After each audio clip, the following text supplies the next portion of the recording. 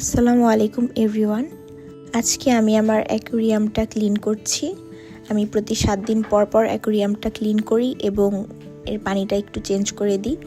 অ্যাকুরিয়ামের নিচের ময়লা পানিগুলো ফেলে দিয়ে আমি 20-30% পানি নতুন করে অ্যাড করে দিই এবং অ্যাকুরিয়ামের এই মানি প্ল্যান্টটাও আমি ধুয়ে পরিষ্কার করে তারপরে অ্যাকুরিয়ামে রাখি।